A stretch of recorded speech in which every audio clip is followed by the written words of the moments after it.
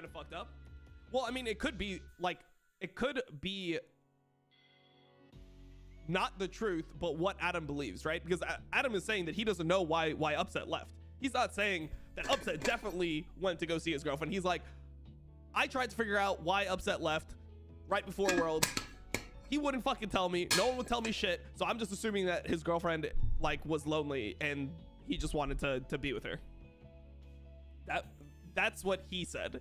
So like, if Upset then comes out and was like, yeah, actually, like someone in my family was like sick and like they're like dying and I wanted to be like, then if he says that, then maybe he just didn't want to share that with the team. Maybe he thought it was like too private or something.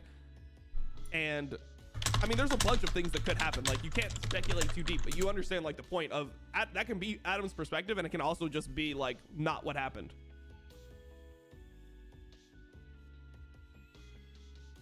Delicious drama.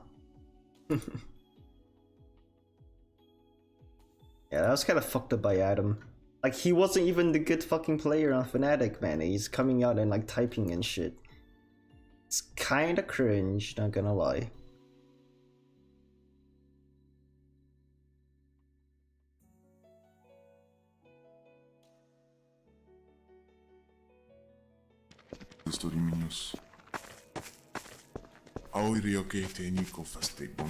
So, this is iDivine Cybermancy? How do I even start this? I've heard people call this game inaccessible, but that doesn't seem like enough. Mechanically, this is a pretty complex game. I comes with 23 tutorial videos, but you can still get lost. That's already kind of rough, but it also comes with one of the strangest plots I've ever seen in a game. 23 tutorials. Things are about to get weird. Okay. 3-minute cues.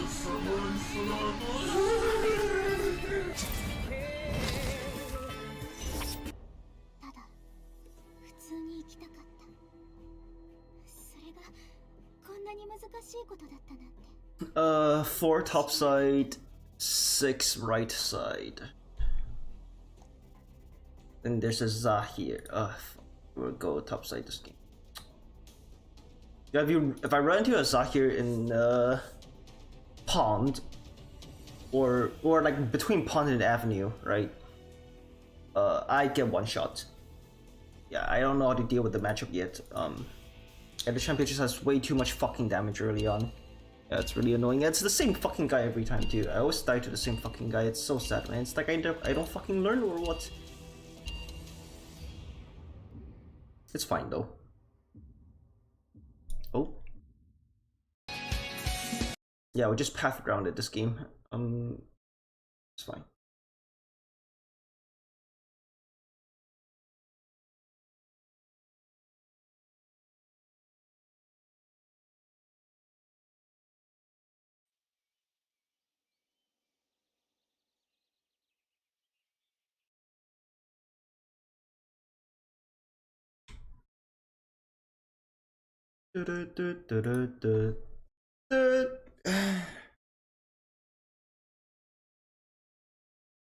Luprin. Alright. First games are usually kind of slow. Or like, on my part at least. Because I'm still getting used to how the game feels. In the first game, just warming up. It's a warm-up game. Yeah. We'll just try to stay positive here. LP wise. Because I think we're at 80 something LP right now. But we don't actually need that much to advance. Okay.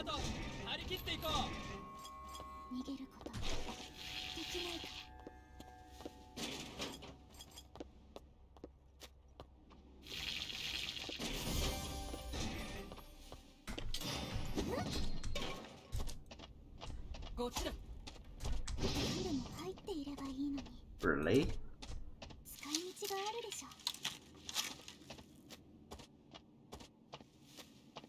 That's a little sad.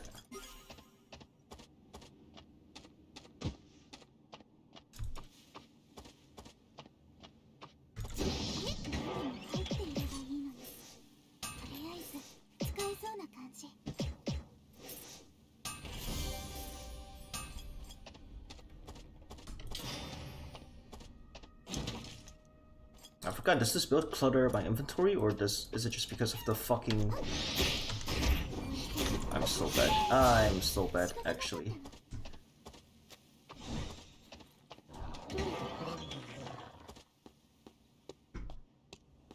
Oh my god! I cannot control my mouse today or what?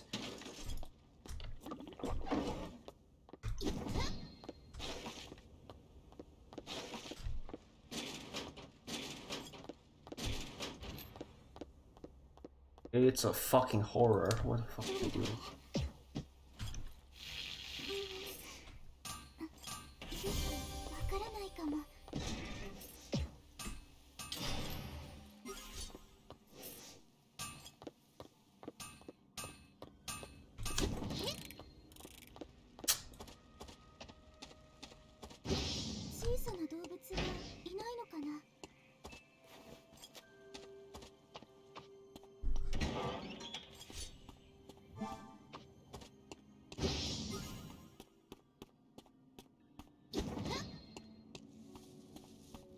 Oh, first game.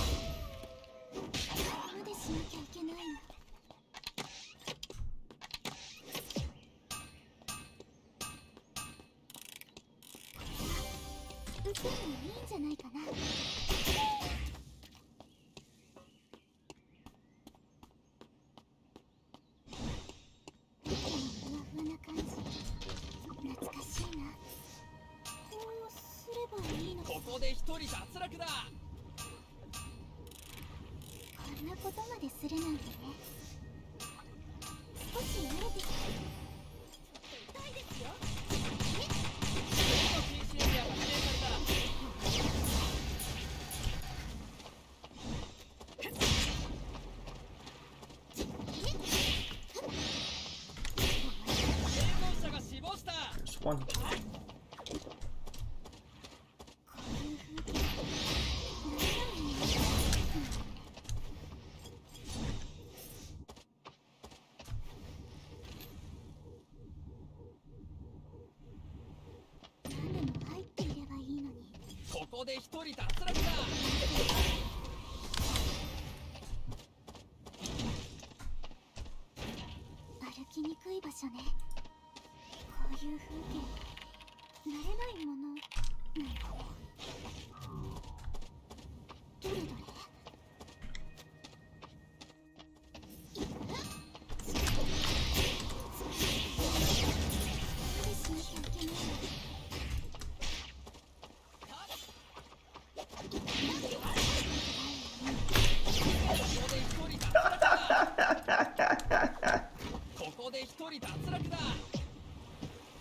That's the second time I kissed the guy.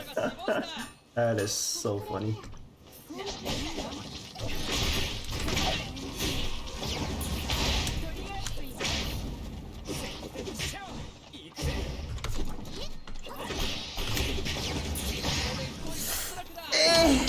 Alright, fuck it. I mean, we got 2 kills. We take those. Dude, that's so funny. What the fuck? Twice in a row, I just fucking snagged the kill out of that guy's fingers. And then he didn't even get the kill on me, man. The Hyowon or whoever got the kill on me. That is fucking hilarious, dude. +6, we take those, man. We just need 11 to win now.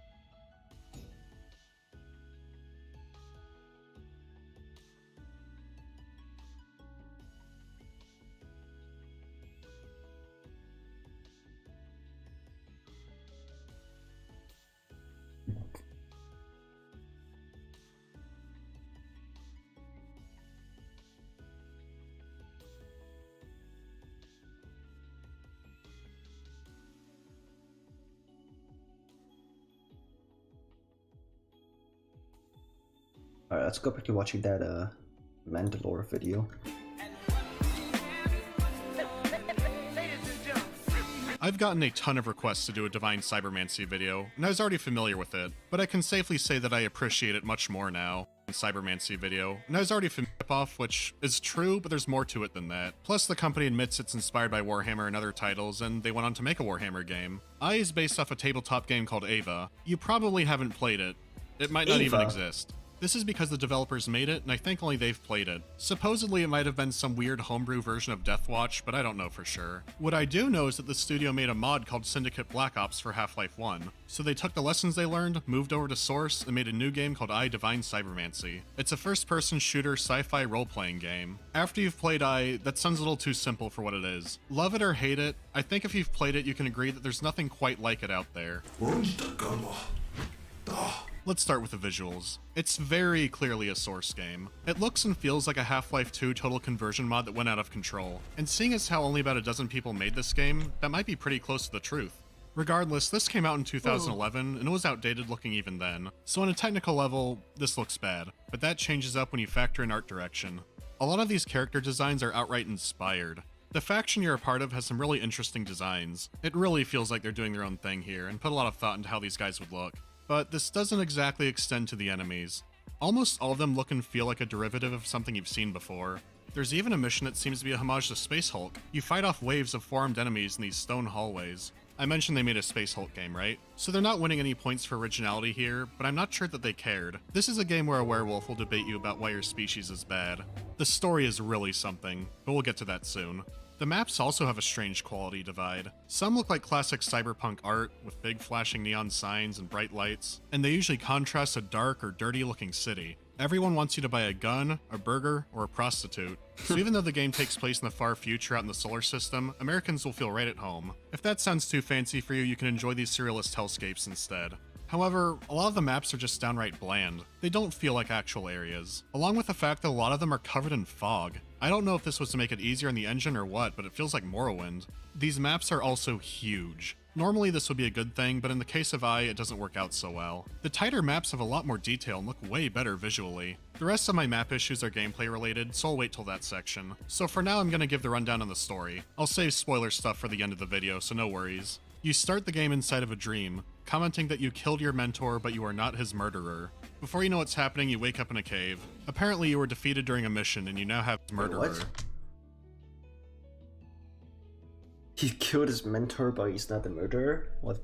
Okay. Before you know what's happening, you wake up in a cave. Apparently you were defeated during a mission and you now have amnesia. When you get back to your headquarters, your mentor is alive. He doesn't explain a ton about what's going on. Your personal servo skull has a message for you, from yourself. You explain that Commander Rimina had sent you on a mission, and that this could happen. Listening to the message from yourself and then talking to the commander gives you a general idea of what's happening. But he says if your memory is fuzzy, you could go to the archives and catch up on the history. That seems like a good idea. I'm not sure the library was a good idea. There's a story about Shinji in his dungeon, but the background lore is a little bit harder to get to. It also says you shot your mentor, even though you just talked to him, and the commander was talking about him. So what's going on? Well, the first thing you should know is that this game is not in its native language. It's a French game, and not the best translation. The big positive is that this makes the dialogue incredibly entertaining. This leads into having some pretty unforgettable conversations. When someone insults you by calling you the messiah of rodents, you don't forget it, or threatening to rip off someone's face and wear it as a moron party mask. It gives the game a lot of charm, but for the story it's a nightmare. This clip is a good example of what I'm talking about. A character talks about how you, he, and your mentor were trapped on a ship for a century. Does he mean that in a hyperbole like, you were there forever, or were you literally trapped on a ship for 100 years? So when things don't make sense, most people just think it's bad translation. The history was scattered and inconsistent, but here's what I got from it. Space exploration was going great up until the year 2116. The next 300 years are a blur. At some point, Mars declared independence and waged war against humanity. It also turns out that all of reality is affected by something called a meta-strumonic force, and demons are real. So between fighting the Space Confederacy and Satan, 70% of humans are dead. We had a 3-minute queue last game, and this game it's 6 minutes. Come on, man. What the fuck?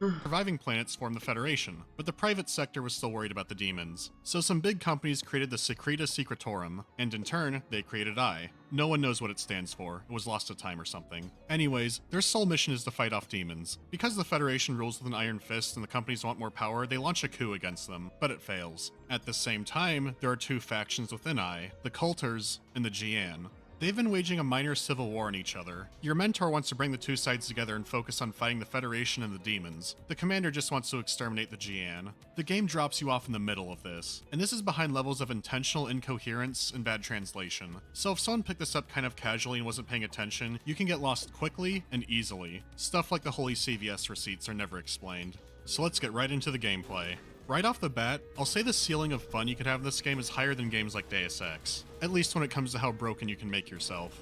You can turn people to monsters, throw cars, turn invisible, create armies of yourself, hack into people's brains and turn them into a puppet. You can even teleport inside of an enemy and blow them up. And that's not even everything. But this is a role-playing game, so you will have to earn it.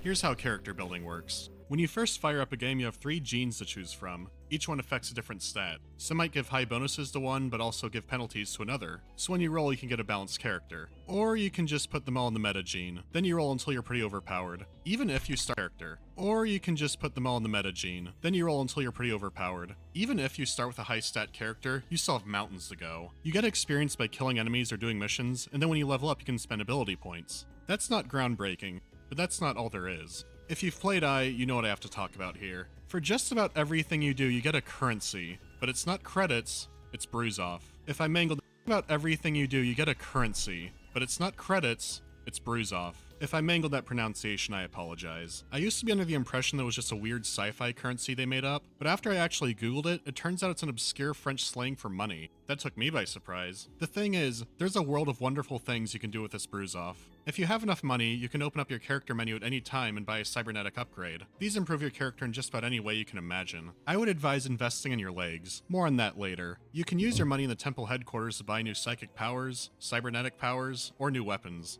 All of these items usually come with stat requirements, so you can't buy them all at once. They might also need research. I uses a very similar system to the original XCOM. When you kill an enemy, they have a random chance of dropping a briefcase. These cases have research items, so you want to grab as many as you can. Research costs bruise off and happens in the background, but you can spend more money to assign more scientists to speed up the process. This does have a few catches. First, what you get is completely random, even though some enemies are known to have higher drop chances for loot. The issue with this is that some research requires other research. The game has an entire tech tree. On top of this, some research is completely useless. I don't mean tiny bonuses, I mean they do literally nothing. And you can't really tell which research is going to be junk, so don't spend all of your money on one research. There's only a few useless ones, but it's something to keep in mind. It does incentivize playing the game longer since there's some pretty powerful endgame researches you can get. Most of the really devastating weapons need them, but having them be from pure RNG is kind of annoying. The max character level is 120 and there are tons of powers and weapons to unlock, so this variety seems good. How's the gameplay? Well, if you like the original Deus Ex, you'll feel somewhat at home. It's nowhere near as intricate, but it is familiar. Let me explain. You usually have multiple methods for accomplishing a mission. If you're assigned to assassinate someone, you could just go and kill them from a window, but you can try a more subtle approach. How about convincing someone to do it for you? How about hacking a security system and turning it against them? What if you just hack someone's cyberbrain, control them like a puppet, and then send them out to do the murder? You have a ton of freedom in how you can do things, with a catch. No matter how you conduct a mission, it won't really affect the story. The only exception is one planet where you can choose one of 3 paths to go on. These lead to maps which are exclusive to your decision, but other than that, it doesn't happen anywhere else. So if you like RPGs with big decisions and story effects, that doesn't really happen here. It makes up for this with all the side quests it offers in the main storyline. As you progress, you can unlock new areas in the temple and then go back to areas or visit new ones. These will give you a bunch of plotless side objectives. So they're ultimately for farming and having fun, not more story content. It has an insane plot, but the game is okay with you ignoring it. Even the difficulty settings kind of hint at this. You can crank up how challenging the enemies are and even their spawn rates. The payoff is you get more XP and bruise off when you kill them. In fact, even with a cloak, stealth is pretty hard in this game. You can dumb down their detection AI, but that doesn't feel very fair. It already has its struggles since they're basically multiplayer bots. So except for mission rewards, everything else is highly encouraging you to kill enemies. They sure gave you a lot of ways to do it. So how fun is the gameplay? Let me introduce you to a starter weapon SMG. It has 2 fire modes, full auto and fuller auto. This could be the best game ever made.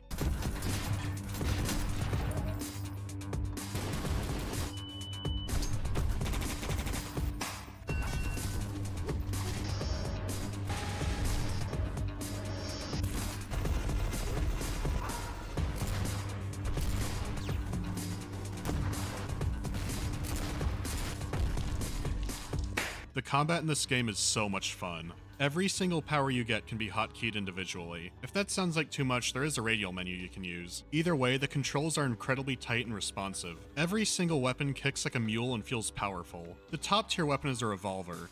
You don't see that too often. Plus, it doesn't need research or high stats. You can even wield it or any other handgun with a sword. You won't even care how stupid it looks because it's so fun. I mean, as the game would say, holy weed.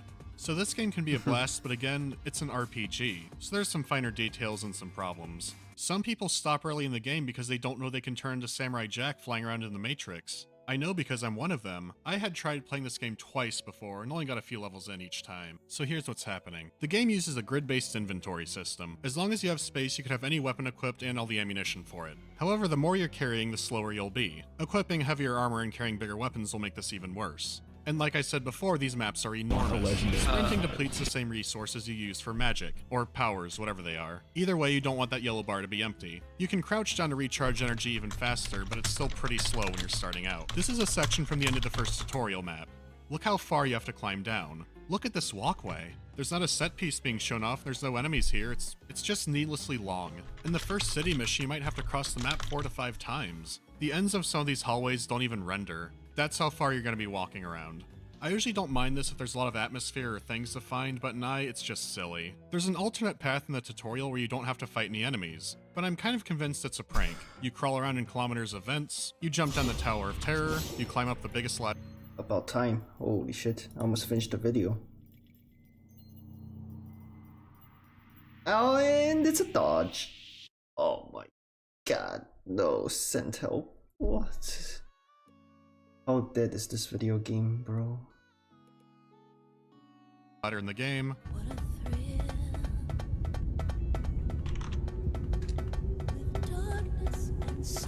More crawling, more vents, and guess where it spits you out? At the same side of the walkway you would have taken if you had gone around normally.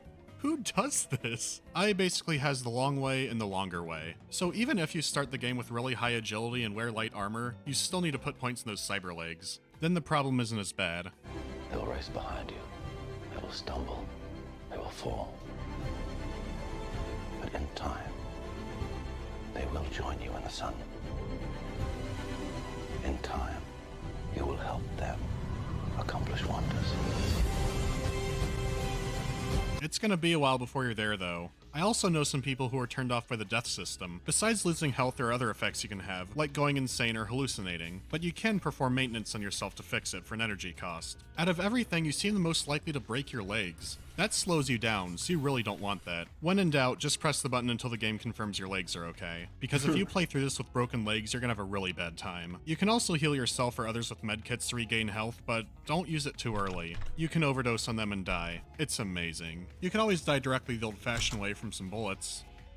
But there's also a minigame for hacking, and you can hack almost anything. Instead of just holding X to hack, you basically play a turn-based strategy game. There's some big benefits to hacking, but if you fail, your cyber eyes might get taken over, or the security system will fry your brain and you'll die instantly. When you die, a resurrector will activate. This will get your body back up where it was. If you manage to run out of resurrectors, it'll kick you out of the level and shove you into a dream again, but then it'll pick up your mission from a checkpoint. At first I thought this seemed way too easy. But these resurrects don't always go smoothly. There's a chance of something bad happening, which depends on a karma system, which frankly I don't understand. But if this is triggered, or if you die in a way where your body can't be resurrected where it lies, you get a fatal wound. There's a few kinds of these, and they can stack, and they are permanent stat debuffs. So if someone is exceptionally bad at the game, their stats can be reduced down to what's basically unplayable. That's a good incentive to not die. The only way to cure them is with researches down the tech tree. They're fairly rare, expensive, take a long time to research, there's a different one for each fatal wound. So a clumsy player only interested in the story isn't going to get very far. Unless they bring a friend. Yeah, fucking how high were you to make this game this high?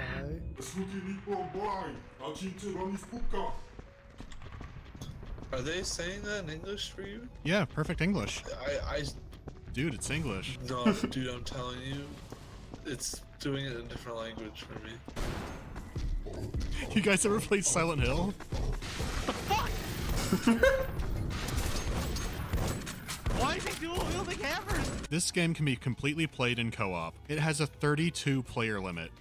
32. You can use your character from single player and multiplayer, so you're building up your character for both modes no matter what you're playing. If you're doing a campaign mode, only one person can get dialogue at a time, so the fun is fighting off hordes of difficult enemies. I was surprised that the co-op multiplayer is still alive. When I played on public servers, there were still random people coming in and out. There are also competitive multiplayer modes, but all the ones I saw were dead. The single player can be fun, but the multiplayer is even better. Ultimately, I think this game's greatest strength is giving you a fun set of powers to play with in a big playground. So for all its issues, how is the story? Without spoilers, I'll say it's interesting and something that works best in a video game, but bad translation is a problem and that fan patch doesn't fix things. So if you're ready to embark upon the cycles of guilt, keep watching. Otherwise, go to this time to skip spoilers.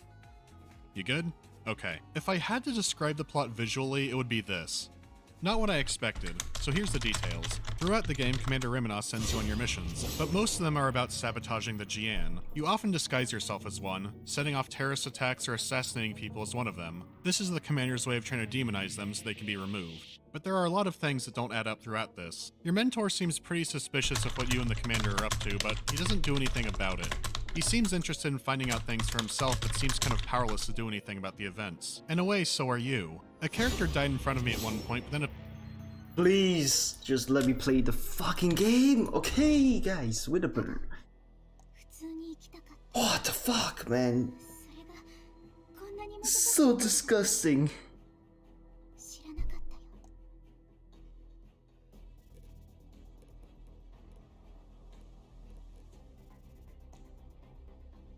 Oh, okay, never mind.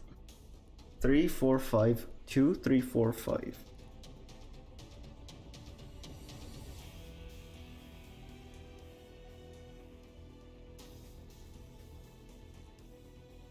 Pretty even spread.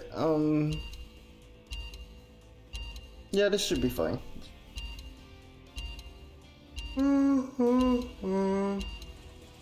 Oh man. Excuse me.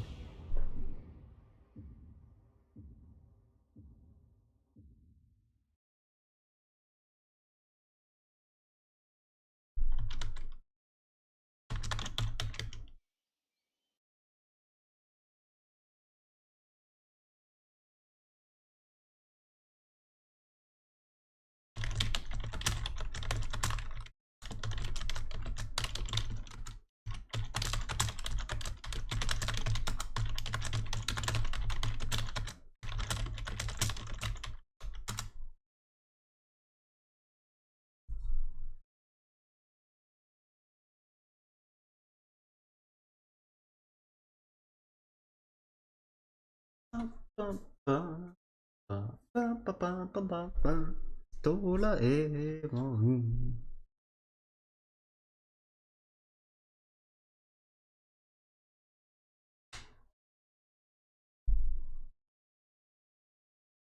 Kiara.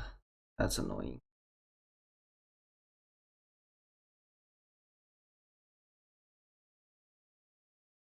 Playing against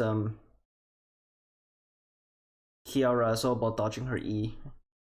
Or whatever, the LeBlanc chain. Yeah, if I dodge that, usually the matchup is pretty free. Of course, the best way is to fucking third party that bitch, because she's so beefy and she can tank everything. So I just let somebody else do the damage and finish her off.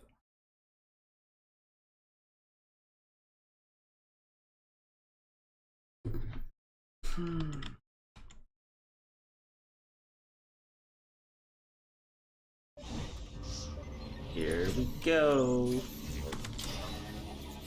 Ace Yukai. Wow.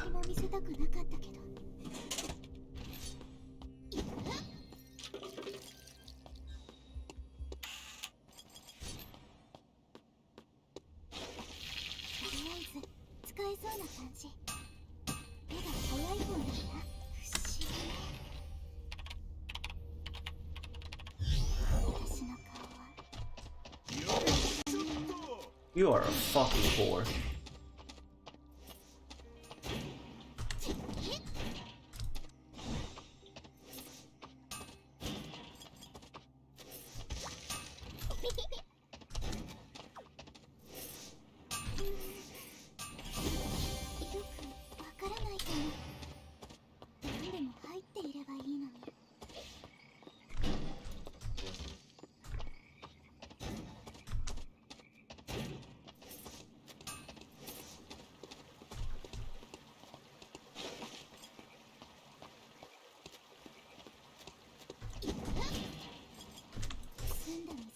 Kiara still build fucking gold bars?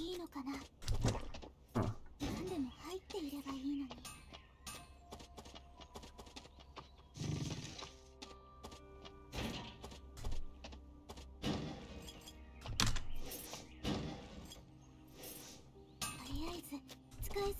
No flower, huh? That's pretty sad.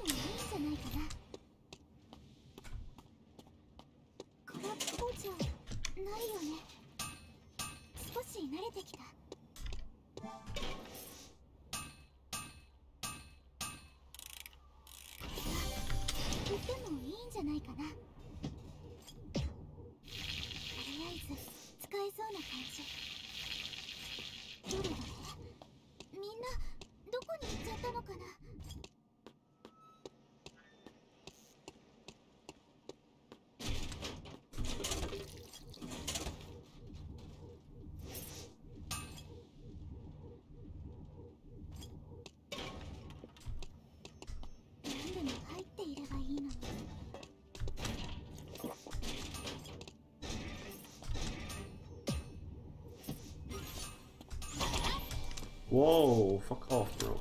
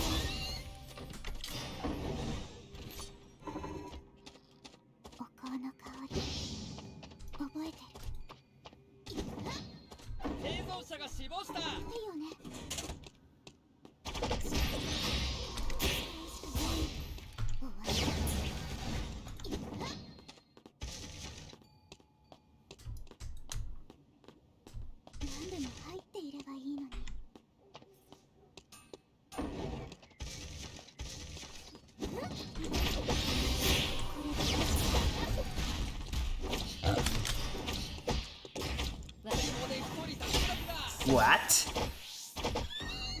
What? My HP bar just went to a fucking Africa Freaks. That was kind of troll. I also got hit by the fucking ball for no reason. -9! Oh god, FF. Man, I waited 15 minutes to get a -9. You're fucking trolling me, bro. Guys, what the fuck?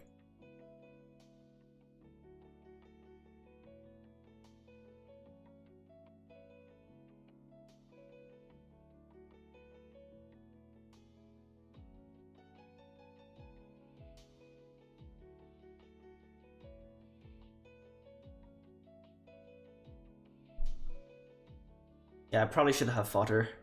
I mean, I kind of saw her items. Like, I kind of saw a glimpse of her items. I saw that she got like mostly purples, so I probably should have just backed off at that point. Yeah, that was my bad. I should have just backed off. Yeah, I need to stop picking fights when I don't have full build. Because once I have full build, I'm pretty sure I could fight anyone else if we're on like a level playing field. So they're not like super fed or like super ahead in terms of XP or items. Yeah, I'm sure I could win those fights, but I'm keep picking fights where we're not at that point. Like I'm just like an item short, or no, I'm just like several items short. Yeah, and when that happens, I just fucking lose. What a shame. What a shame. Fuck it. Well, we'll get it back next game. How much LP do we need now? We need 20, right? Yeah, we need 20 now. Appeared again the next mission like nothing happened. He just says, I'm here sooner than you expected, huh?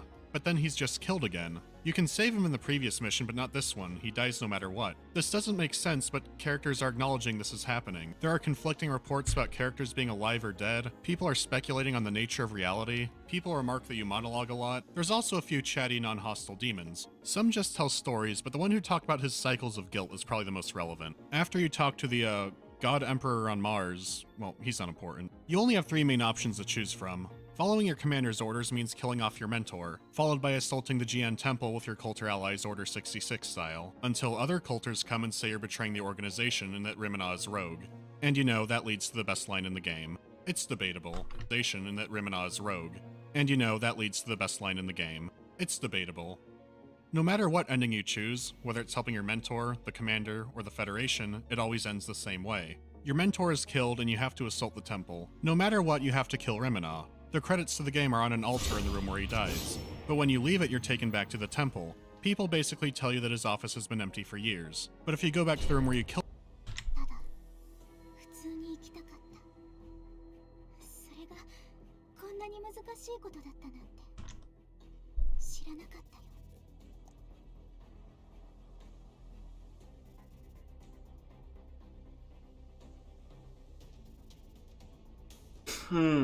Two Lukes, two Adela, and a Sua. Those are the annoying matchups. You got a Lua too, or whatever the black wrestler is. Kiara. Rio. Alright. Nothing too crazy. Like, at least they don't have Fiora. Yeah, it's winnable. Wow. 6 people right side. Yeah, it's fine. We'll play the top side build because just there's people testing for it. Platinum Sala. Two plat players. OP.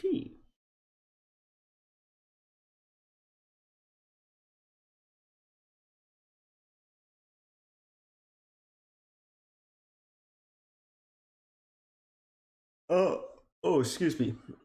Honestly, no cap, but like the battle pass borders look ugly as sin, man. Like they're so fucking cancer ugly. Yeah, I'm gonna take it off.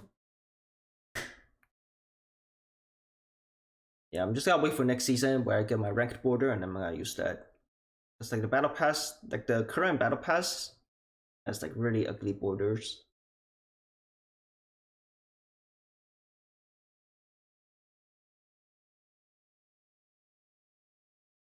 Oh.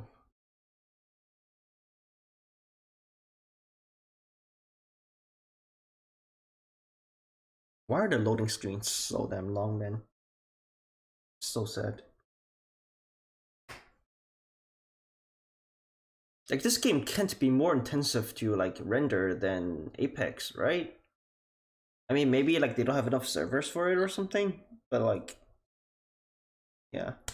I mean, I keep saying this to like people whenever I talk about Eternal Return to them, but like there is no reason this game should be in early access mode right now. Like this game should be a full release, full build by now. Like the only reason why they are not officially releasing the game is because they don't want the burden of making a completed title or maintaining a completed title, man. I swear to fucking god.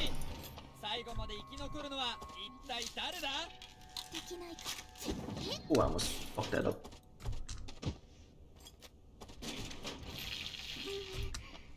Well, I did fuck that up actually, but...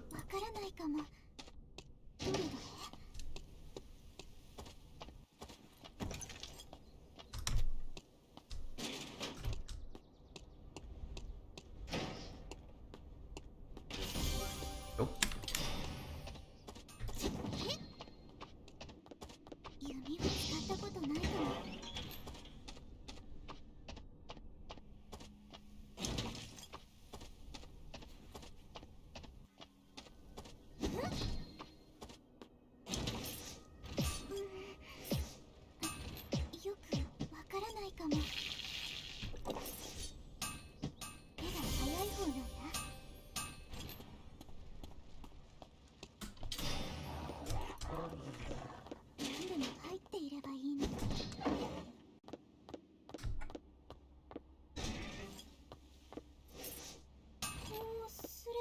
のかな。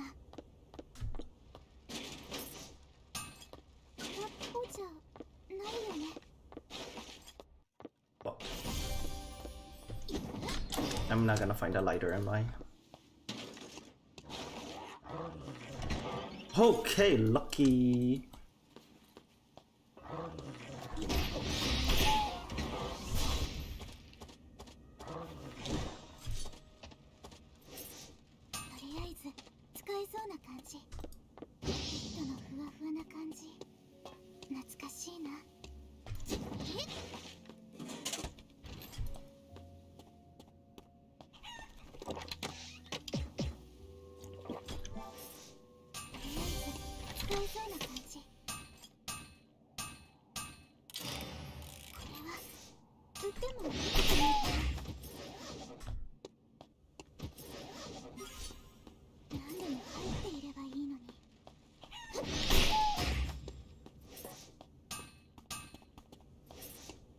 It's the same fucking Linux.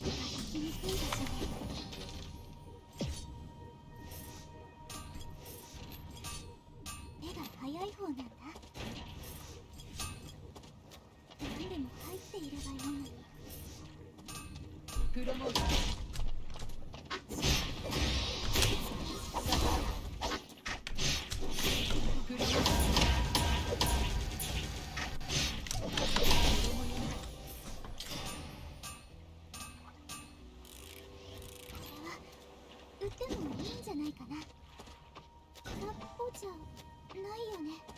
次の禁止区域が決まったぞ。ここで一人脱落だ。生存者が死亡した。目が早い方なんだ。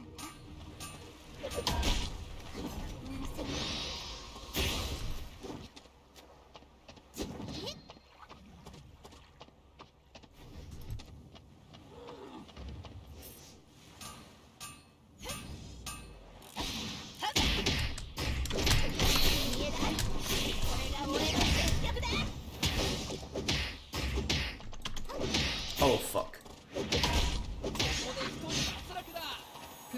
Fuck!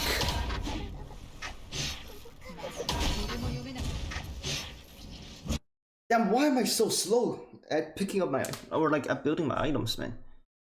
Alright, I guess I delayed too long after that fight with Adela. -3. Damn. People are so fast at building topside. Okay, that's good. That's good. We get a fast keep up.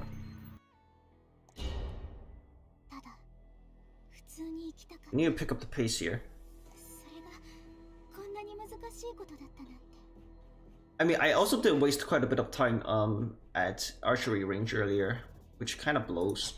That's probably what costed me, to be honest. We need 23 to get to promo. 23, huh? One game of bow.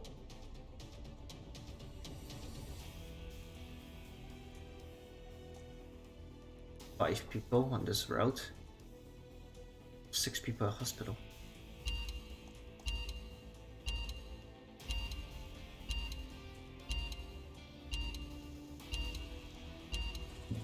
Yeah, I do prefer this build though, so I'll go right side.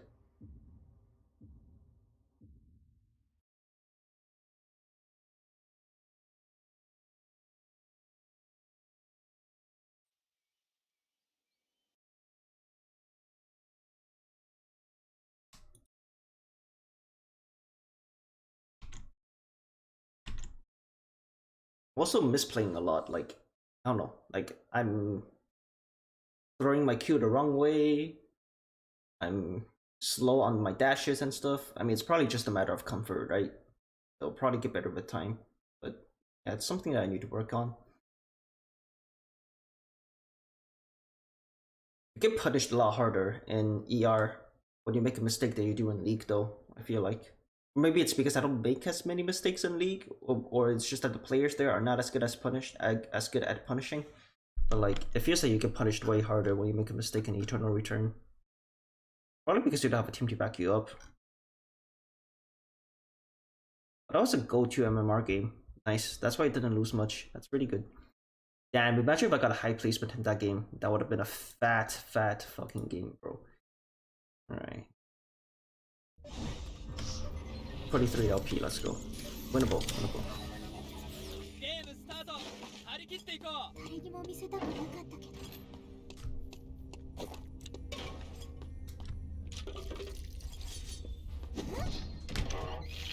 りあえず使えそうな感じ。これくらいなら悪くないよね。どれどれ。Oh, させたくないのに。 that was not intentional. My bad. 私の Like I said, I have fat fucking fingers in this video game for some reason. Kinda sad. そうすればいいのかな。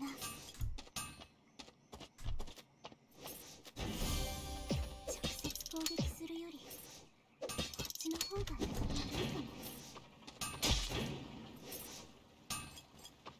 That was mine. とりあえず使えそうな感じ。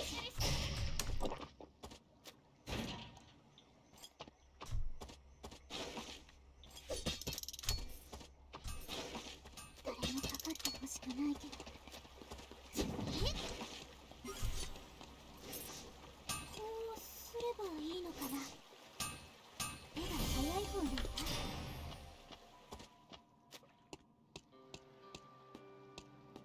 賑やかな街だったのかな。そうじゃないよね。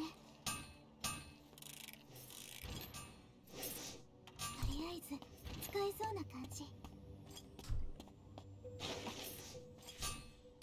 少し慣れてきた。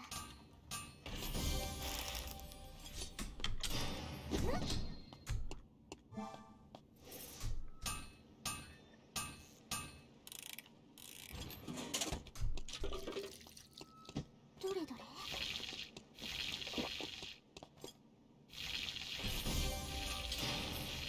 少し慣れてきた。賑やかな街だったのかな。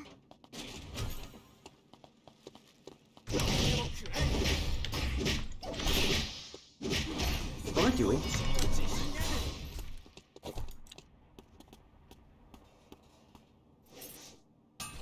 What the fuck was I doing?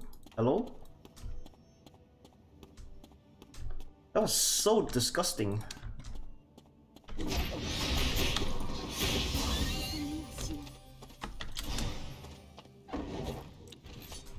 そうじゃないよね。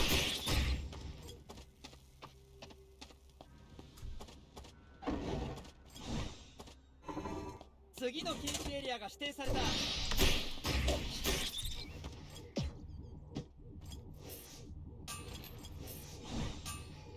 れくらいなら悪くないよね。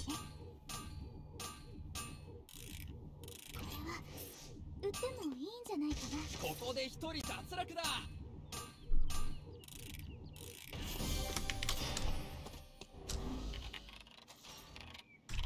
覗くような気分だけど仕方ないよ。今の店これでよし犠牲にはしない。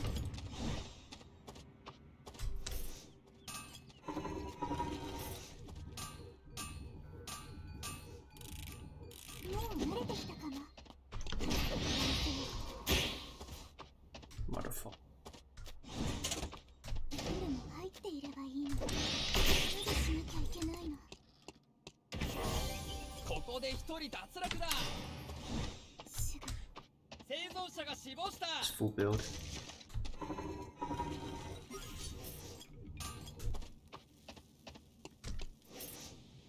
何でも入っていればいいの。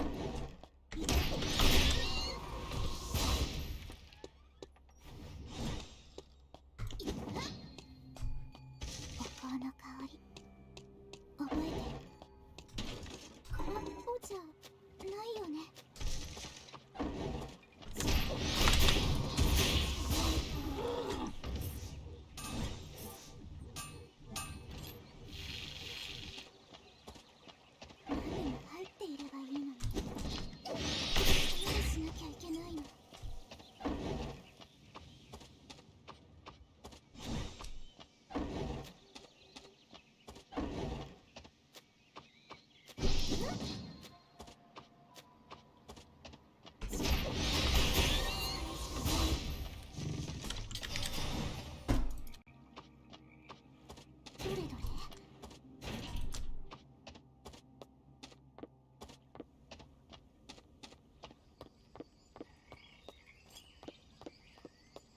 者が死亡した。連続キルだ。思いはさせたくないの。視力が悪くならなくてよかったよ。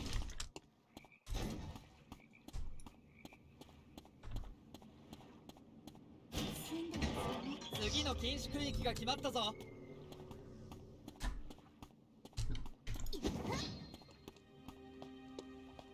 ここで一人脱落だ。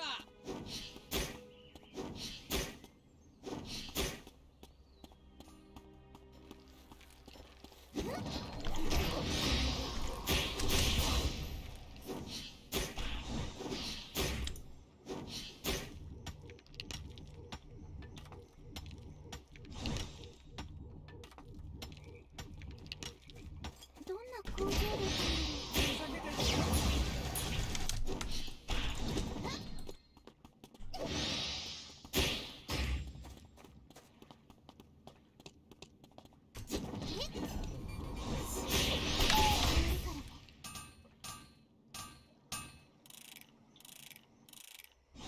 私がこれを作ったの？どれどれ？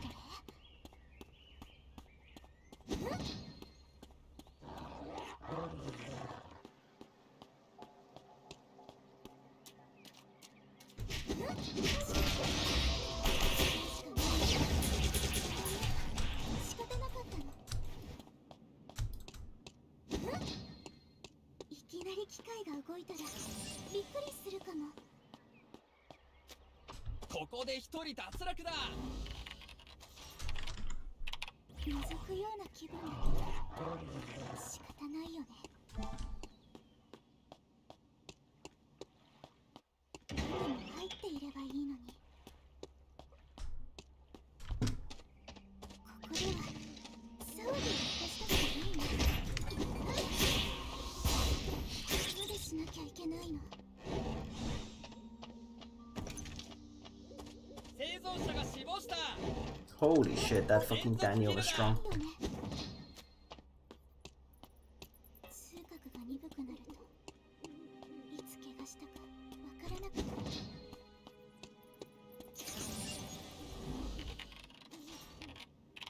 視力が悪くならなくてよかったよ。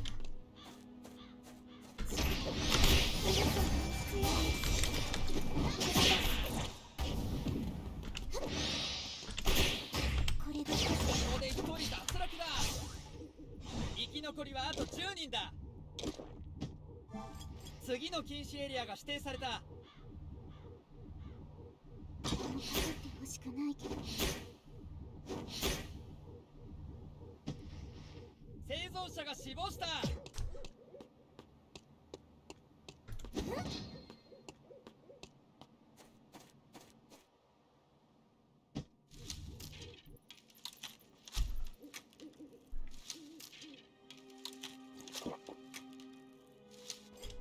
また怪我しちゃった。治療できるのかな。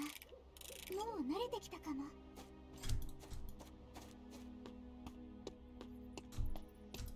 こういう風景は慣れないものなんだね。中に入っていればいいのに。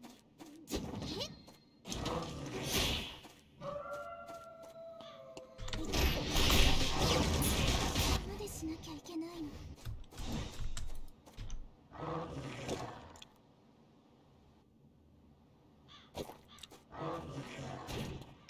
た怪我しちゃった。治療できるのかな。ここで一人脱落だ。いきなり機械が動く。破竹の勢いだ。びっくりするかも。どれどれ。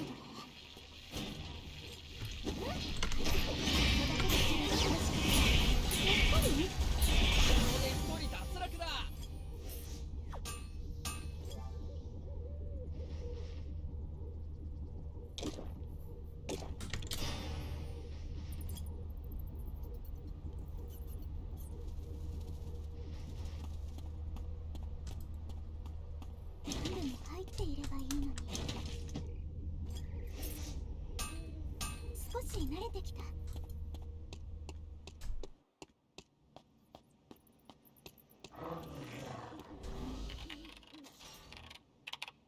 くような気分だけど仕方ないよね。犠牲にはしない。次の禁止区域が決まったぞ。めまいが。 I took my time building my item here. みんなどこに行っちゃったのかな。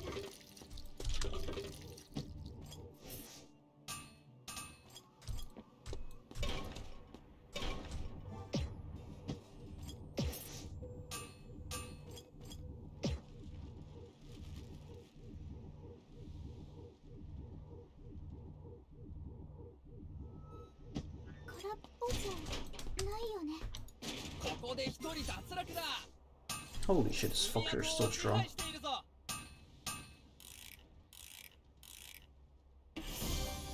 私また別の力に目覚めた。とりあえず開けてみようか。視力が悪くな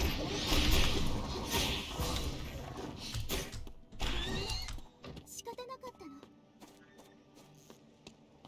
あの子と一緒に歩いたこと。こ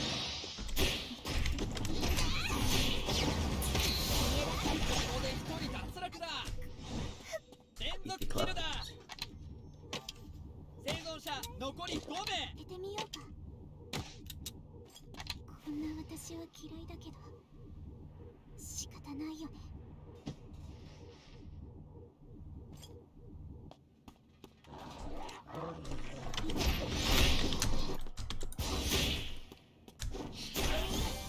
仕方なかった。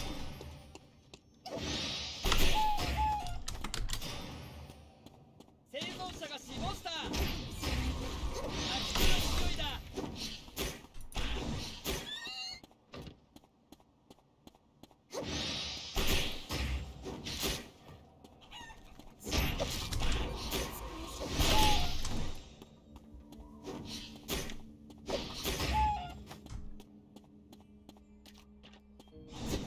生存者が死亡した。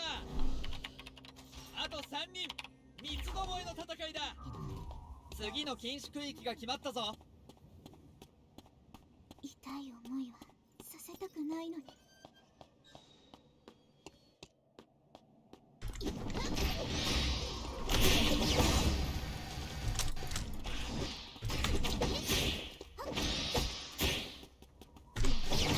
こで一人脱落だ。連続キル、勢いが止まらない。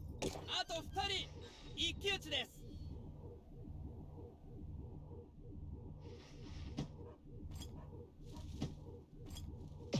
道に迷っちゃったらどうしよう。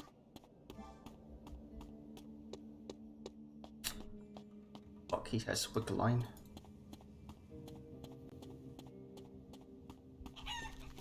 何しなきゃいけないの。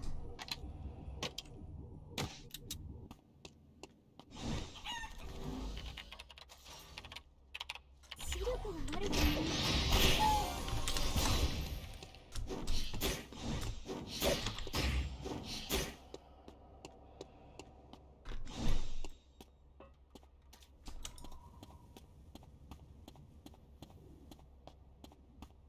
あの子と一緒に歩いた道と似ている。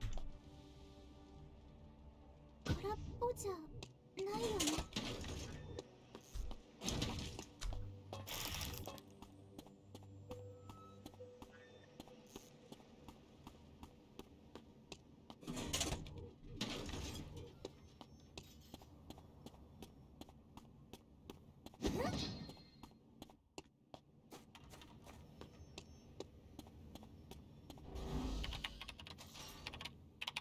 視力が悪くならなくてよかったよ。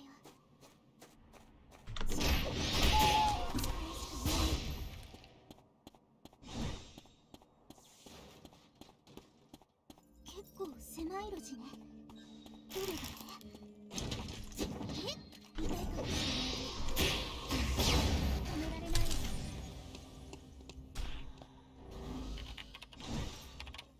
次の禁止区域が決まったぞ。 Oh, fuck me. 道具を見せて。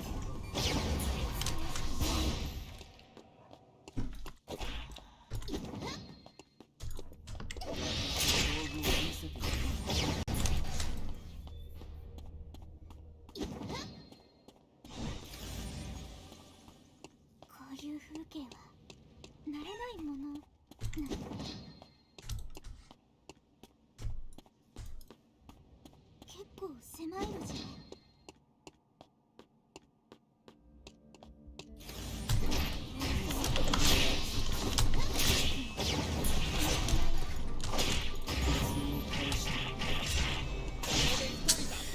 Fuck! I could have won that. I could have won that. 最善を尽くしたから。 Damn, if I didn't if I used my sweeping ward instead of my fucking dash to get visioned. That was a close one, that was a close one. I mean, we got 4 kills, so 4 kills, second place. Okay, good. We're in promo. That was good.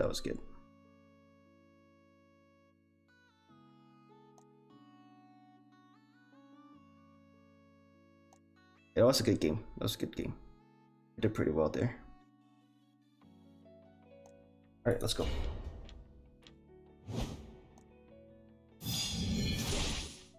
Level up.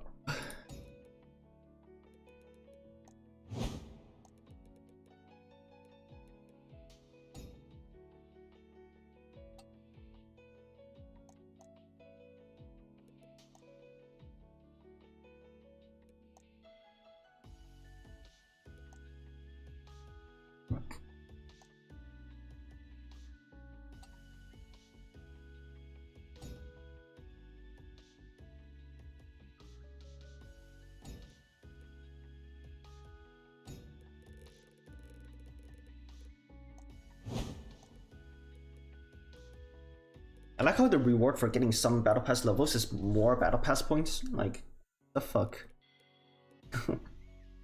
I'd rather they give us like, I don't know, something else, honestly.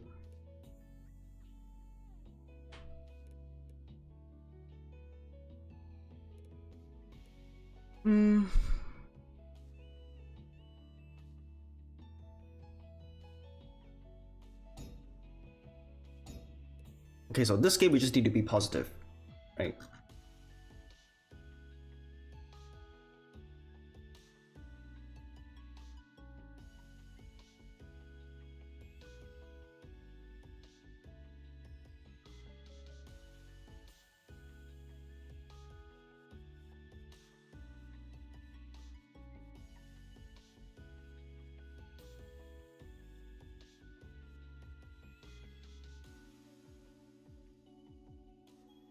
I was so close to killing him 2 times in a row too. Damn.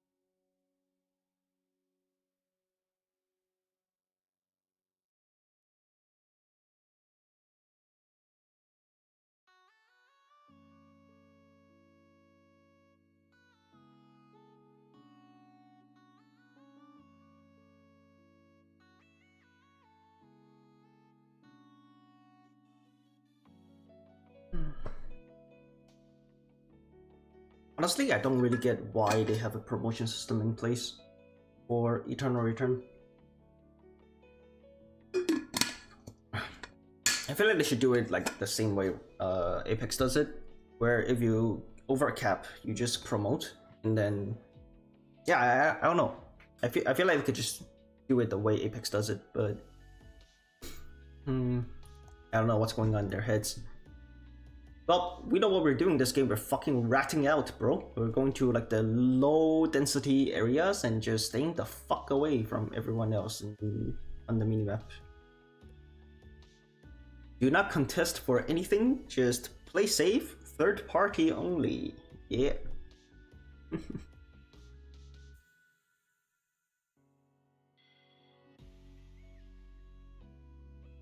Told him there's a portal that leads to the weird dream. Your commander, the mentor, and a character only known as Mysterious are there. They ask you about learning anything and consequences and the nature of reality. When you leave this dream, guess where you are? It threw you into New Game Plus. The only way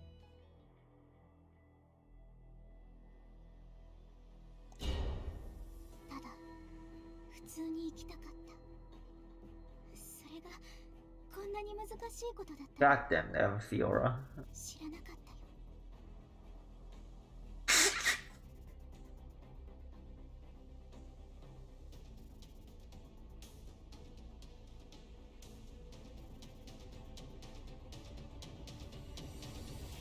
Well, that's not good.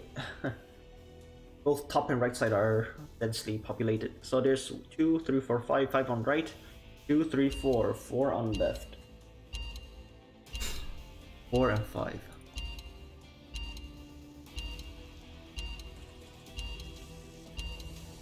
We'll go with this route. I'm a little slow with the top side build today, so we'll stick with right side this time. Is that Diamond? Ava? Or is that like some kind of like battle pass or like cosmetic shit? Damn. Heika!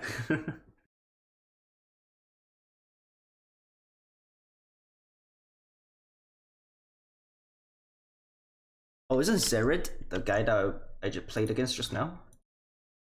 It is, it's the same fucking Daniel from last game. God damn.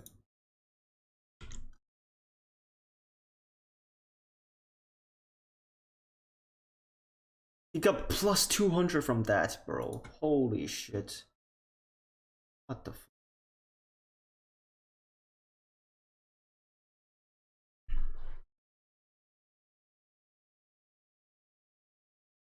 plus 200, man. That is crazy. That's like what? That's 2 divisions. The fuck?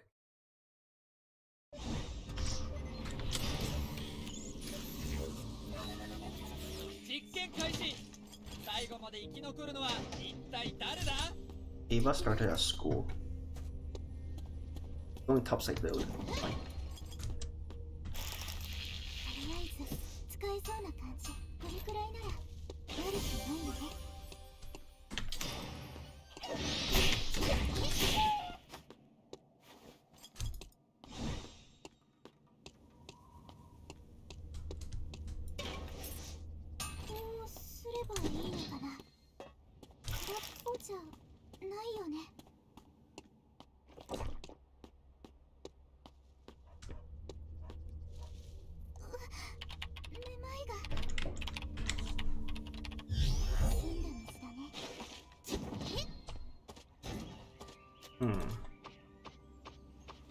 That's the best. Scary.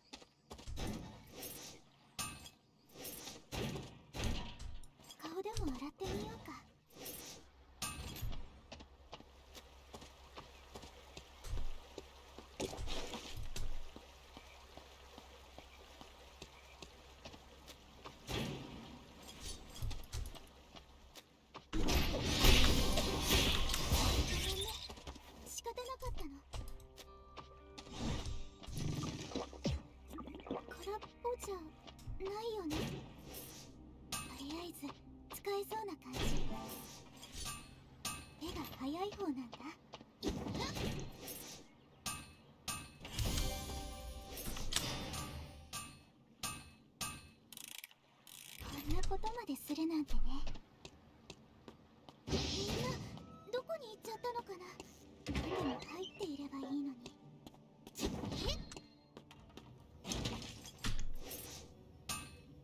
少し慣れてきた。もう慣れてきたかな。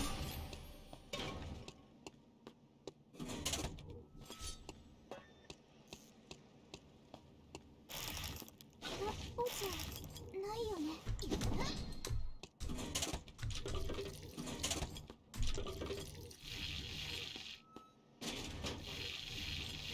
手が早い方なんだ。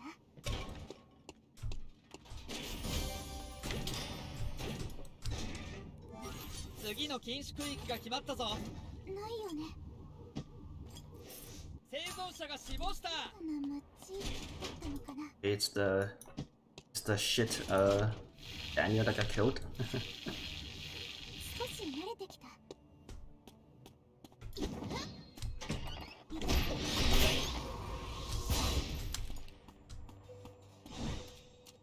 何でも入っていればいいのに。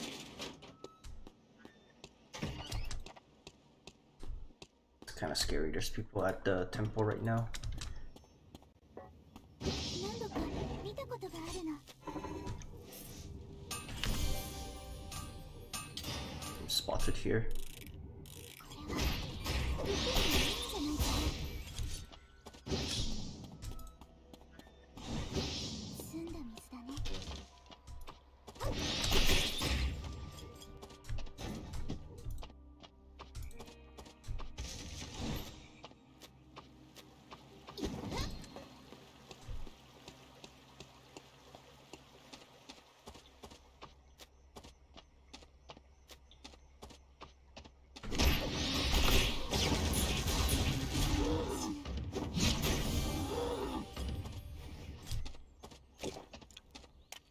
何でも入っていればいいのに。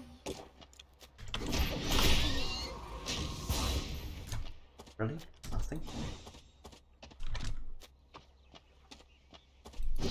何度か見たことがあるの。手が早い方なんだ。生存者が死亡した。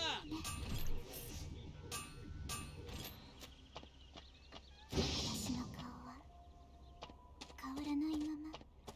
The fucking gem though.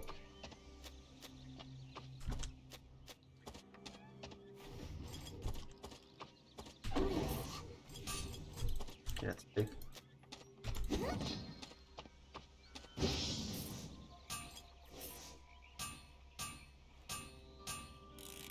生存者が死亡した。なんてね。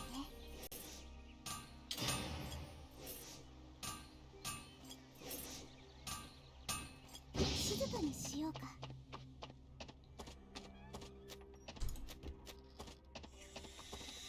生存者が死亡した。次の禁止区域が決まったぞ。これが本来の力。これで一人だ。 Fuck! こんなに倒れるわけに。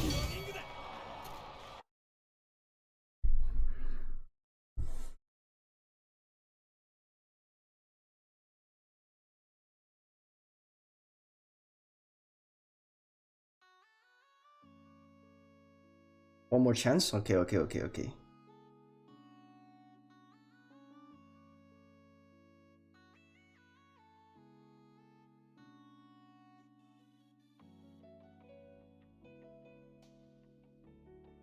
Alright, we'll get it this time.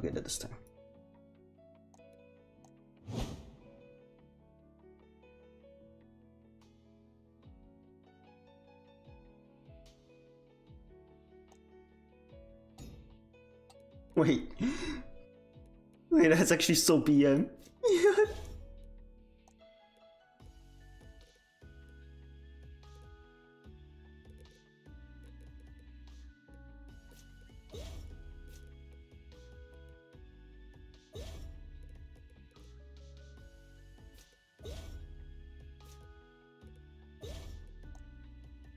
Wait, that's the perfect fucking BM emote, man. I swear to God. Right. God damn, I actually lost to the heart there. Damn, I had pretty close to full build too just now. I was only short 1 gem for the helmet upgrade. I guess I wasted too much. I missed too many Ws, and I wasted too much ultimate stacks. Alright, we'll get it. We'll win this time. We'll win this time. Way to get the true ending is thing and consequences in the nature of reality. When you leave this dream, guess where you are? It threw you into New Game Plus. The only way to get the true ending is to beat the game 3 times with each ending with the same character. So I just went ahead and did that. Each playthrough basically lets you play through one new map. Before you fight the commander, a mysterious character will appear and give you a new psi power. When you restart a game a 3rd time, there's a portal in the cave that takes you to the true ending. Now here's where things get really odd. One of the demon enemies is there, but this time it's a character. She says you should recognize her, but that your guilt prevents you from doing so. What's this all about? She says that you're trapped in your cycles of guilt. And unless you're paying attention to the side babbling of some characters, you're not going to know what's happening. There's a character in the temple who's not flagged for importance called the Traveler of Worlds. There was a high priestess who was a wife of an important member of the order, but she decided to dick around and explore the forbidden zone beneath the temple. He then explains that, as punishment, his husband had her eyes put out and then she was tortured to death. It sounds like the recurring enemy. If you decide to find your mentor and talk to him between missions, he mentions talking to your wife. You never see her, and as far as I know, it's the only mention of her. The Traveler mentions that the husband was forever changed by this, so the game isn't literally what's happening. You, the mentor, and the commander are the same person. You're the one who's trapped in the cycles of guilt. A really basic high school philosophy lesson is the allegory of the cave. If you've never heard it, to summarize it, some people raised in a cave think shadows on the wall are reality. Except unlike that story, you never leave the cave. You're always in the cave. This dude was right about everything. After I did some looking up on the concept, it turns out it's a Far Eastern thing. It's like reincarnation but related to Buddhism and... If you change 2 letters around, it sounds like something else. In fact, there's a lot of If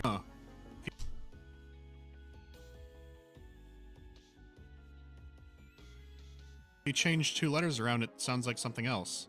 In fact, there's a lot of anagrams in this game. I learned about all these other connections after talking with veteran players,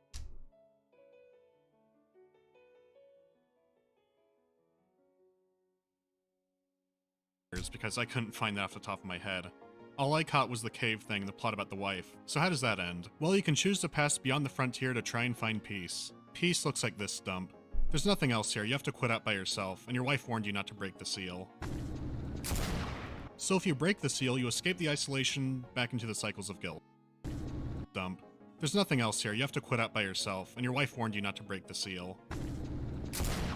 So if you break the seal, you escape the isolation back into the cycles of guilt. I think there's a few things that could have happened here. The developers might have had a substance-filled night of playing 40k games and then had some kind of spiritual experience, or they just lacked the assets and budget to make a really good long game, so they just found a way to repeat it and make it interesting. Either way, I haven't seen something like this in a game before, but I got dangerously close to doing an actual story analysis there, so I have to read this. Rimina's deep and multi-layered character compellingly contextualizes the rest of the experience, making it truly memorable. I feel so sick. In the end, Divine Cybermancy is the roughest gem there ever was, but it's still a gem. It's still not a game I could recommend to everyone. It took me a few tries to get into it. If you're willing to pass a sheer cliff of a learning and story curve, you might have a good time with it. It's definitely worth it for the co-op alone. On Steam it goes for $10 full price. For someone like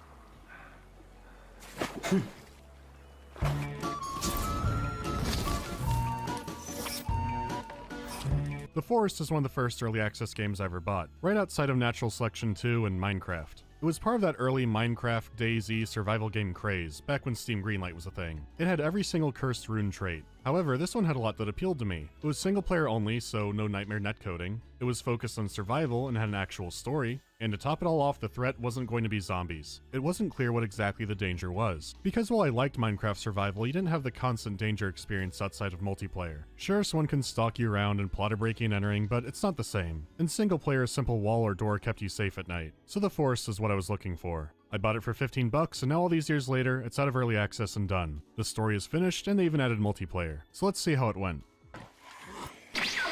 What? The game has a simple but intriguing premise. You're a dad, and on a flight with your son Timmy and his unfortunate haircut. You learn why Spirit Airlines gets the rates it does as the plane crashes into the earth unexpectedly. You survive the crash, but your son is taken by a mysterious red figure. From here, it's up to you to survive the mysterious forest you've crashed into and find your son, but it soon becomes clear you're a trespasser. There are strange creatures watching you, and some definitely don't appear to be human. And that's it. How are you so good at survival? How come you're not immediately being rescued? Why did the plane crash at all, and what is living in the woods? Well, a lot does get answered, but I'll save that for the end. Let's focus on graphics for now. For a small indie developer aiming as high as realism, it's damn good. It's also impressive how many art assets are from the early access 2014 version. Textures were upgraded, the engine was updated, but the forest has always been a very pretty game. The lighting effects are nice and improved a lot over time, but I think something changed for the worse with the shader for sunlight. It seems more washed out and overblown than I remember.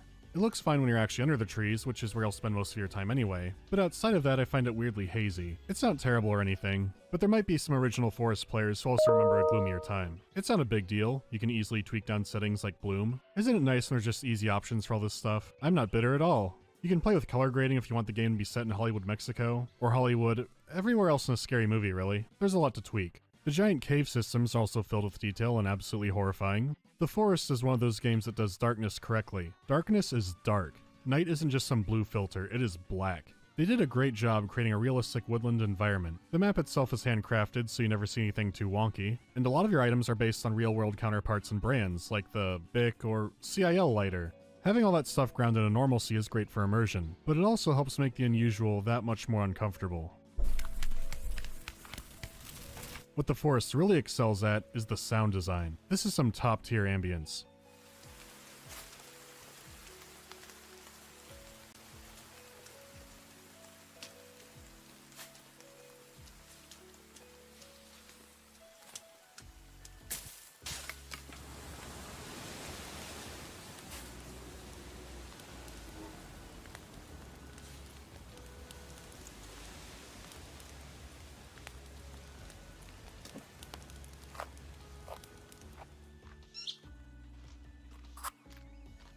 If you've spent some time in a North American forest, you'll recognize a lot of sounds. The specific bird calls and the way the wind moves through the trees. It is remarkably accurate, and it's clear that a lot of attention was given to making sure that everything sounded right.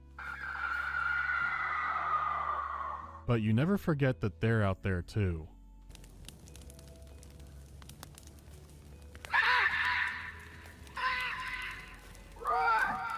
There's no music sting when they're nearby, no little icon on your HUD, there's nothing. Your only warning at night might be some bushes moving and some twigs snapping. So less is more, less being sound and more being paranoid.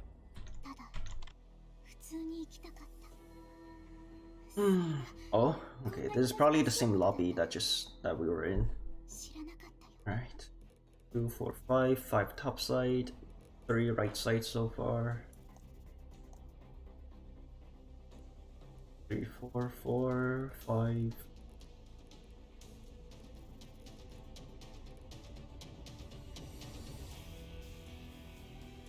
Oh. Oh. Excuse me. Alright, so a lot of people are gonna be walking into temple, so it might be a good idea to dip early. Why is there suddenly... Okay, so it's 5 and 5. No, 6 on the right side, including me. Yeah, it might be a good idea to get the fuck out early on, because we don't want to get cornered there, because just now we saw like a Lua, right? A Lua and a heart over there. This motherfucking heart was the one that killed me. Alright, it's fine. We'll get it back this time.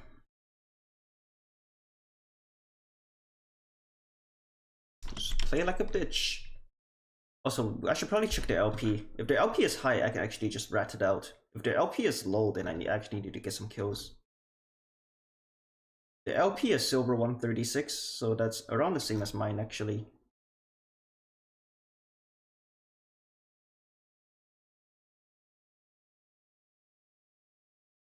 Try to go for top 6 here. Top 6 and a kill. Minimum. If we're gonna go killless, we have to get higher than top 6 here.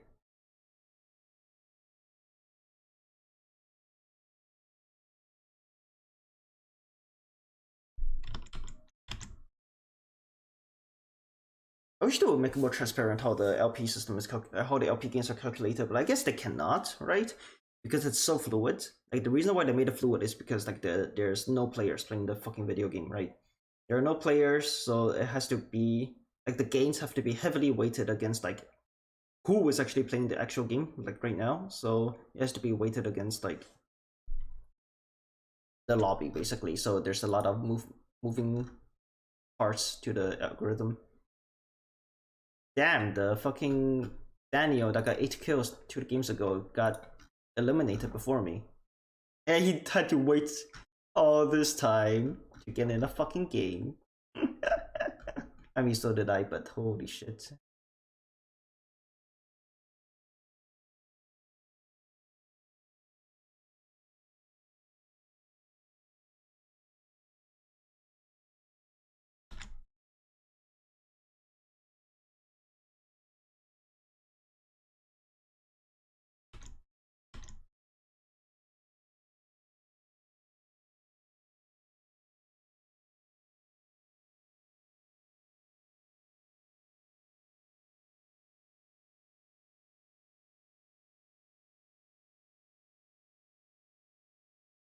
Huh, so the Ava is a diamond player.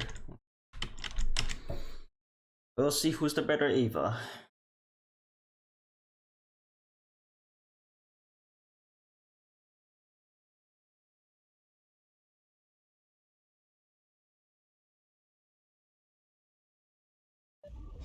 Oh. Damn, hard to start on the same side as me, huh? 実験開始。最後まで生き残るのは一体誰だ？いやなに。す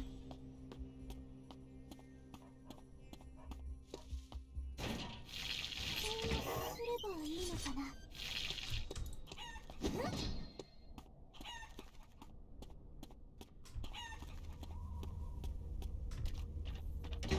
No rubber.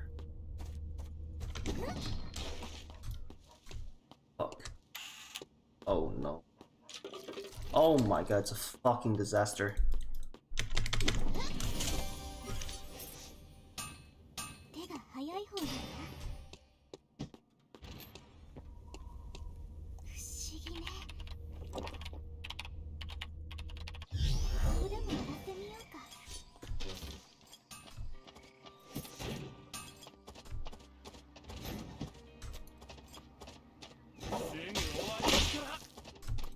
Motherfucker.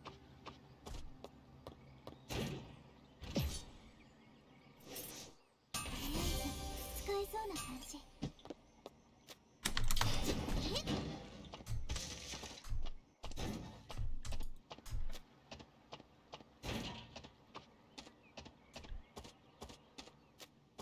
どれどれ、私の顔は変わらないままなんだね。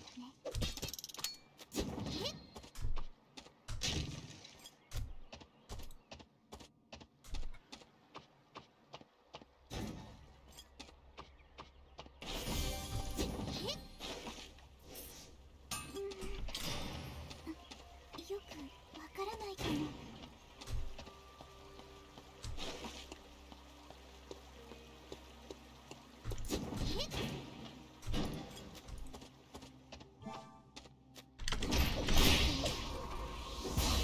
までしなきゃいけないの。こうすればいいのかな。こうじゃないよね。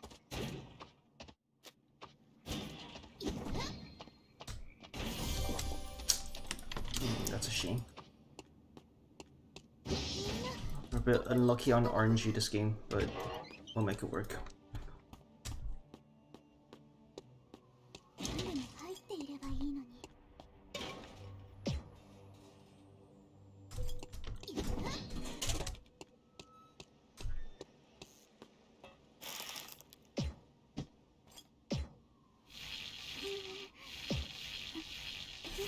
わからないかも。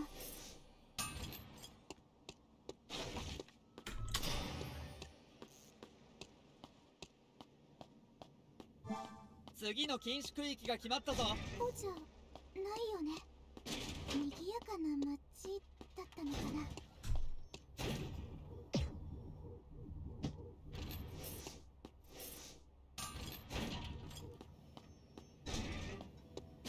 どれどれ。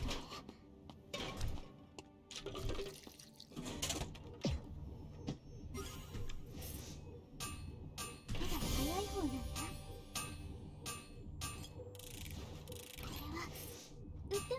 じゃないかな。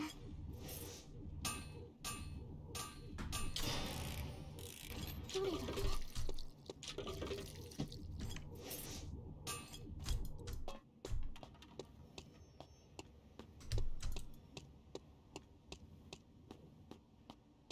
Hmm? みんなどこに行っちゃったのかな。 The fuck? Where did I drop my HP? 何でも入っていればいいのに。生存者が死亡した。 Hmm? Oh, there it is.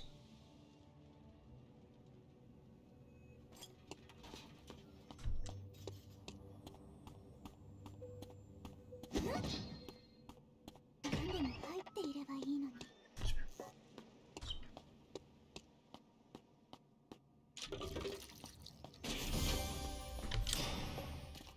すぐ What 終 the わる bush? からね。 Don't.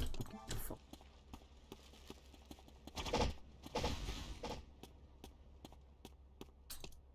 Fuck. Bad for me, actually.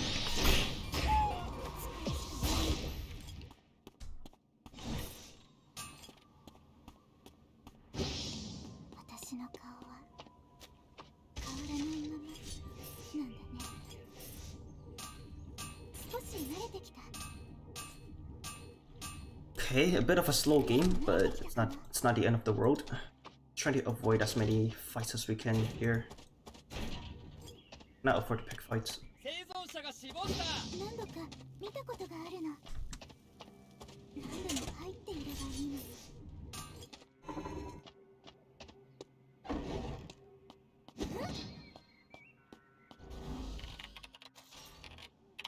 覗くような気分だけど仕方ないよ。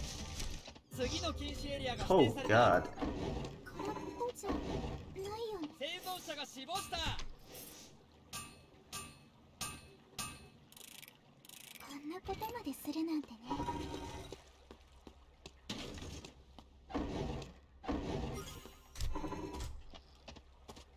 何でも入っていればいいのに。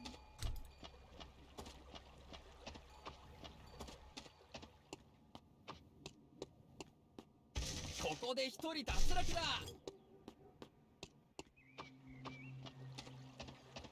They're all pretty fucking good. ここで一人脱落だ。 Wow. 連続キルだ。ないよね。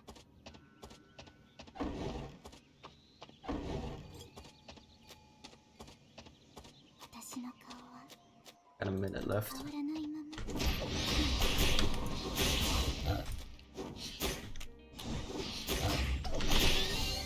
仕方なかったの。 Leather.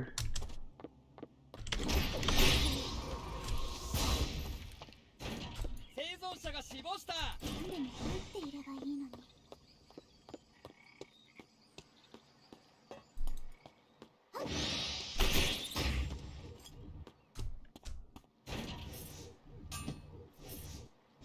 ここで一人脱落だ。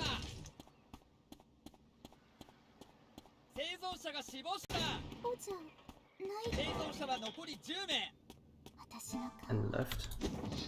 変わらないままなんだね。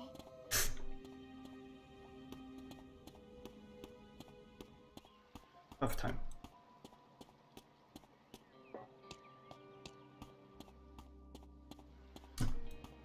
I fucked up, huh?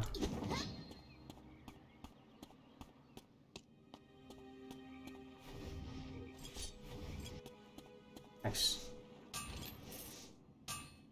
これくらいなら悪くないよね。もう慣れてきたかな。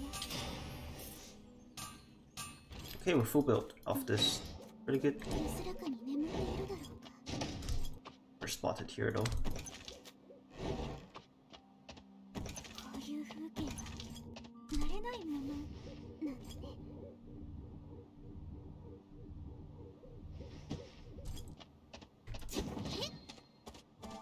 次の禁止エリアが指定された。ここで一人脱落だ。視力が悪くならなくてよかったよ。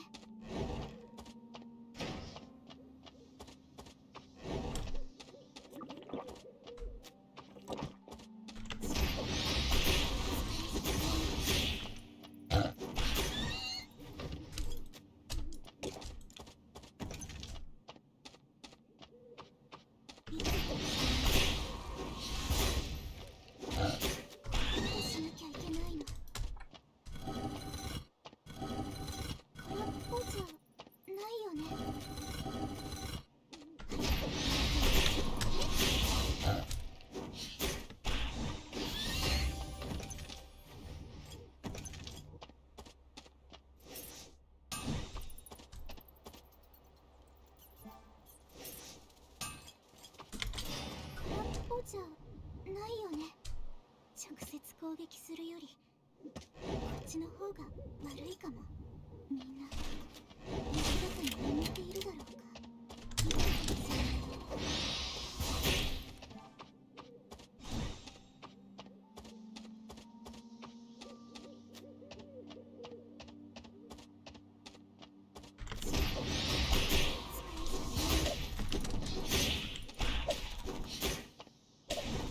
犠牲にはしない。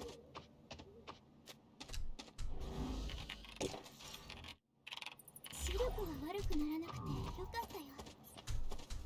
直接攻撃するよりこっちの方が悪いかも。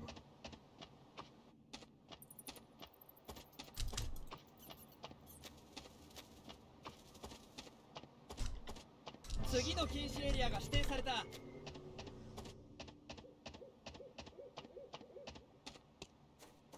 痛覚が鈍くなるといつわからなくなる。空っぽじゃないよね。こういう風景は慣れないものなんだね。覗くような気分だけど仕方ないよね。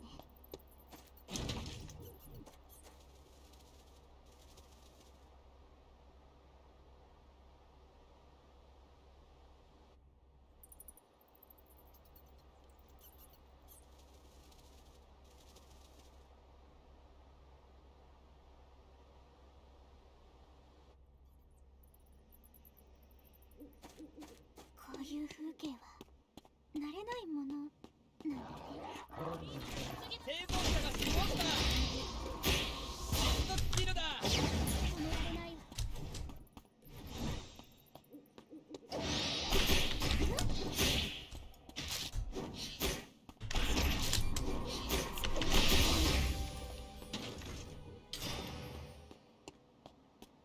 また怪我しちゃった。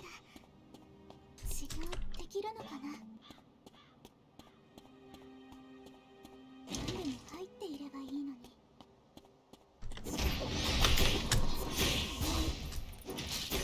何でしなきゃいけないの。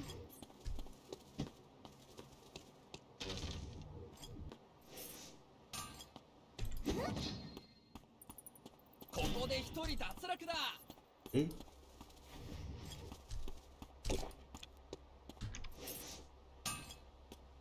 空っぽじゃないよね。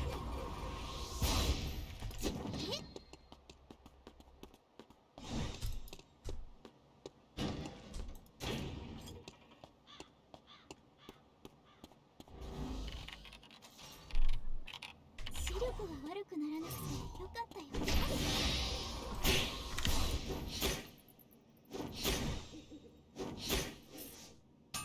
次の禁止区域が決まったぞ。これはどうすればいいの。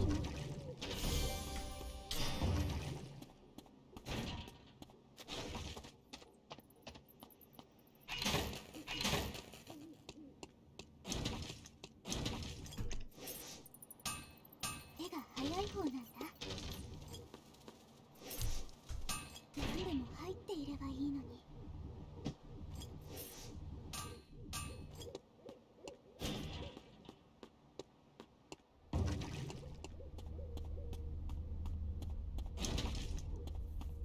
空っぽじゃないよね。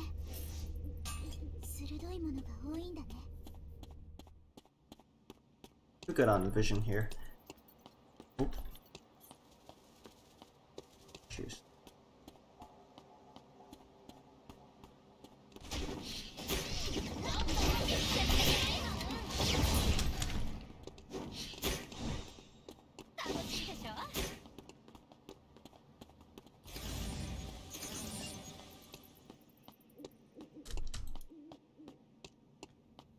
鋭いものが多いんだね。終わるからね。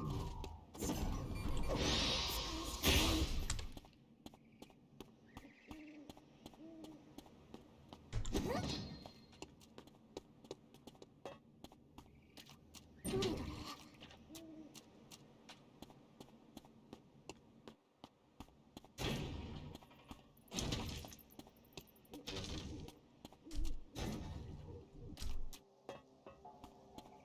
tried to third party them, but they didn't hard commit, so. おじゃないよね。 Oh, just take the wolves here.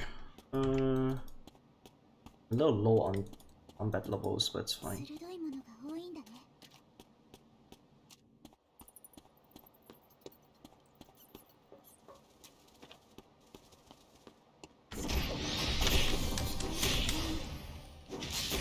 なんでしなきゃいけないの。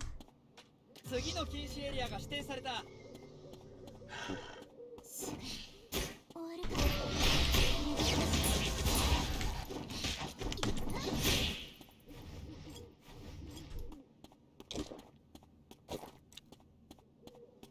Might be worth TPing to hotel here. I'm gonna TP to hotel. めまいが。ホテルは Oh, lucky. 家族と一緒に何度か行ったことがあるんだ。何でも入っていればいいの。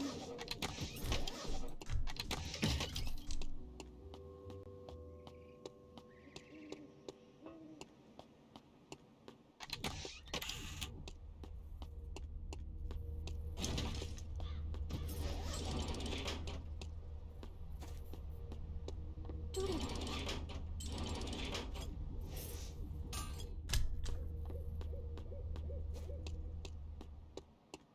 生存者が死亡した。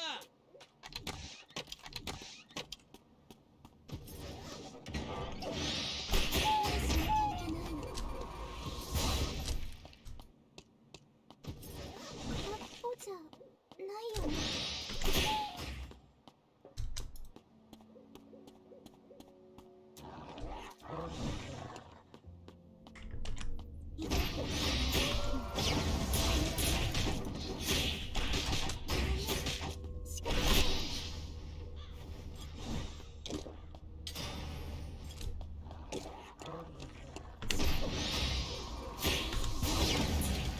生存者が死亡した。連続キルだ。あと5人しか残っていない。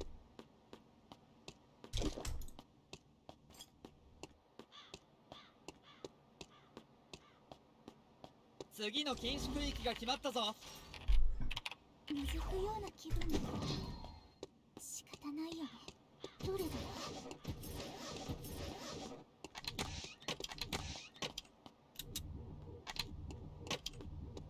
とりあえず開けてみようか。あっ。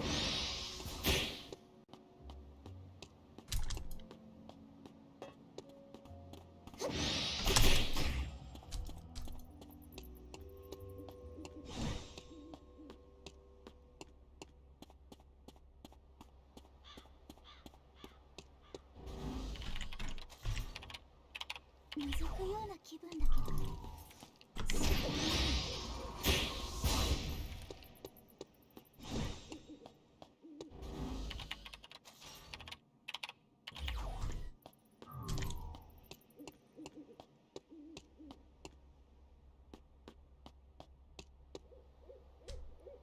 ホテルは家族と何度か行ったことがあるんだ。 残酷な話なんです。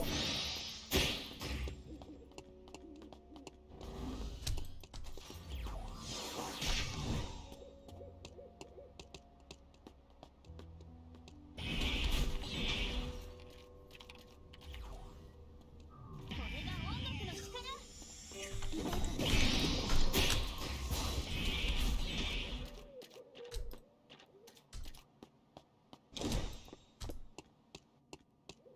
何でも入っていればいいのに。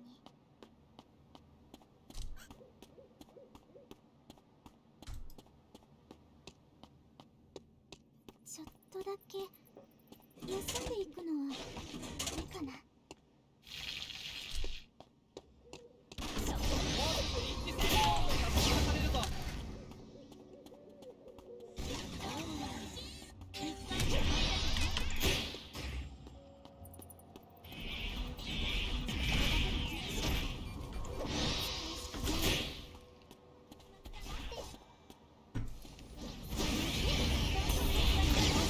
ここで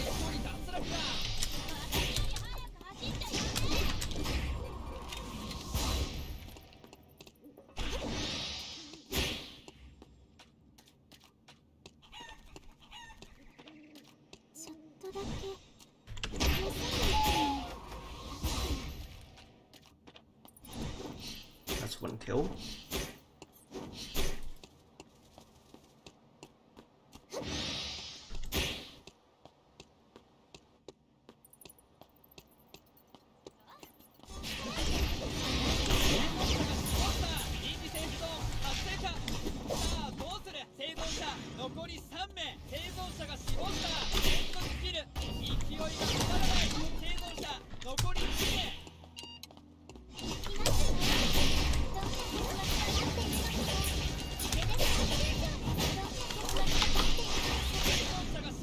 I mean, but I cast 3 kills, so who cares?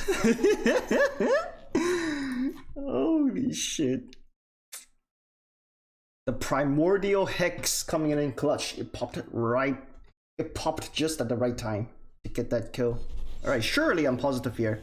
Okay, guys. Okay. Gold 4. Plus 32.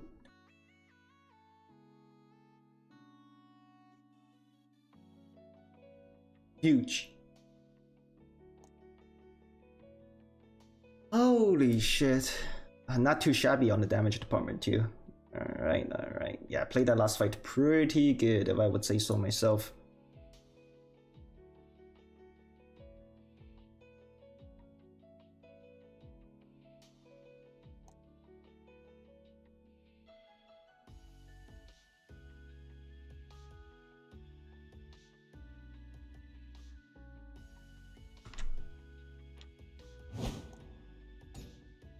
Ah, delicious.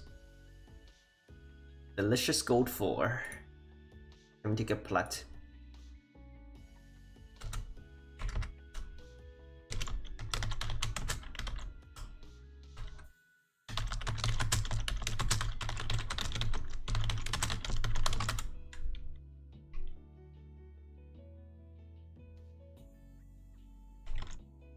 Nice. And I finished my dailies too, so that's pretty sick. Yeah, I think that's it for Eternal Return for today. I'm gonna go play some Inscription, but I'm gonna boot up a new stream for that, with like a new title and whatnot. Alrighty.